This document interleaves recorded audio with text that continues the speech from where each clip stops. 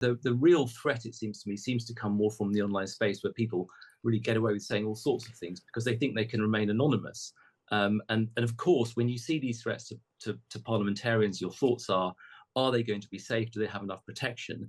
But there's also the wider point, which I think terrorism has a role to play in here, which is democracy begins to be slightly threatened. I don't want to overstate the point, but when they are beginning to change their behavior in Parliament and they're beginning to affect the way that democracy operates, that's where you may require a slightly stronger investigative powers and stronger response. Just in the realm of terror offences, 3 men have been charged with preparing acts of terrorism after suspected extreme right-wing activity. Now, we can't really discuss this as people have just been charged, but it does indicate the spectrum of activity in this area.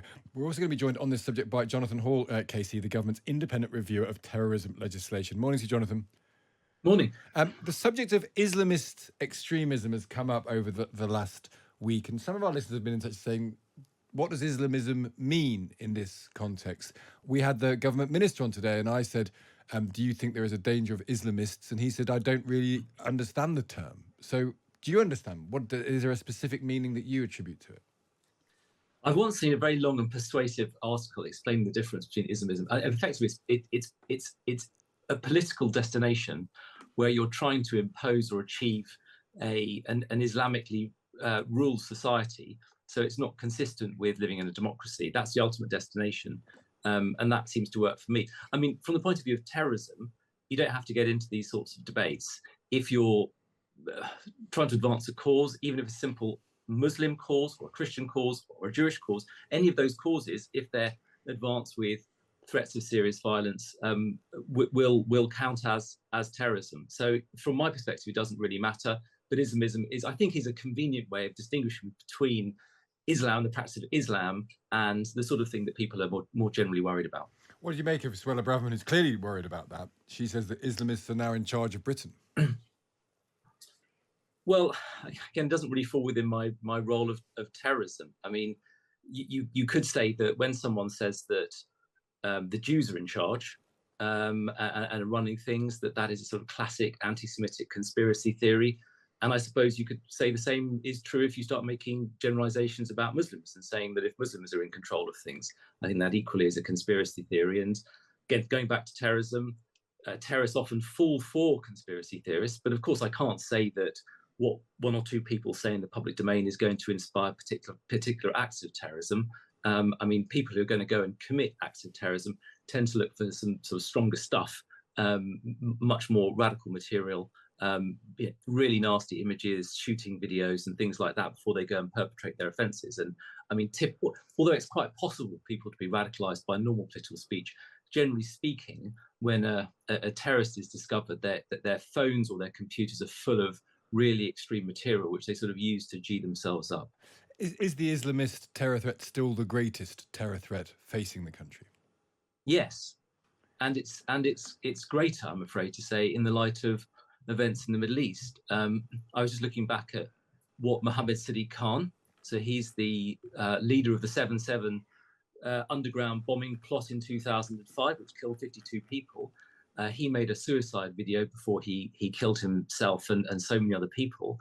And in it, he said he had become a soldier, his words, because of events in Palestine and foreign policy in Iraq. So I'm afraid it's not just true that before the 7th of October, the greater risk was from Islamist terrorism in the sense of numbers of people likely to be killed.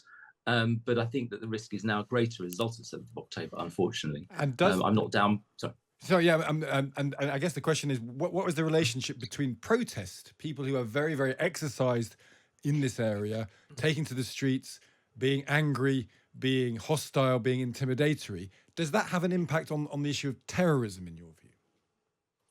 I haven't seen it yet.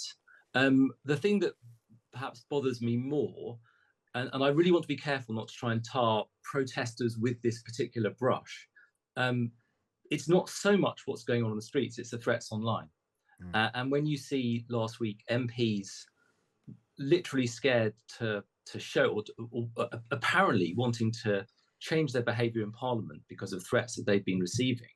Now, I think what we know is that the real threats are coming online, and those could be threats to kill. In the case of female MPs, they could be threats to rape. And if those are done in order to affect the way in which the government acts and way parliamentarians operate, then actually that does begin to fall within the scope of terrorism. It might even call for a counter-terrorism response. Now, I don't think that's really true of the marches. There have been incidents of, disgraceful terrorism, and that recently there have been a few convictions. But the real threat, it seems to me, seems to come more from the online space, where people really get away with saying all sorts of things because they think they can remain anonymous. And of course, when you see these threats to parliamentarians, your thoughts are they going to be safe? Do they have enough protection? But there's also the wider point, which I think terrorism has a role to play in here, which is democracy begins to be slightly threatened. I don't want to overstate the point, but when they are beginning to change their behavior in Parliament and they're beginning to affect the way that democracy operates, that's where you may require a slightly stronger investigative powers and stronger response. Just before you go, I mean, you might not want to answer this question because it's not entirely about terrorism. But Asma was just having this conversation about this question of the river to the sea. You are a lawyer as well, Jonathan. The Met Police have said there is a chant that's been frequently heard at pro-Palestinian demonstrations from the river to the sea for many years.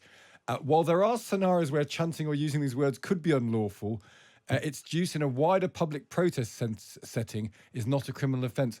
I was just trying to work out what possible circumstances could that phrase be unlawful if just saying it isn't unlawful. Do you have a sense of where the law stands there? Yeah, if you were to drive up to Golders Green in North London, where there a lot of Jews live, and you screamed it out of the window at people who were visibly Jewish, that would clearly be a public order offence. It would be trying to stir up racial hatred against people. It would probably put them in fear of immediate unlawful violence. So I think if that's used in that sort of context, it would be. I mean, you're obviously thinking about projection of the lights onto Parliament. I've got no idea, because I haven't yet had a chance to research the law, whether the current law currently allows it to be prevented. I mean, it's clearly wrong, I should say. It doesn't fall, I don't think, within the scope of terrorism legislation. No, it's interesting. Very useful to have your legal wisdom as ever on that. Jonathan, good to speak to you. Thank you for joining us. Thank you. Bye. That's Jonathan Hall there, the government's independent review of terrorism legislation. We've been discussing this from the river to the sea for many months now, and Jeremy's got in touch. Whether people think from the river to the sea is anti-Semitic or not is beside the point, because that is how Jews hear it. Why would a rational person deliberately use a phrase which they know petrifies the people it is aimed at, says Jeremy.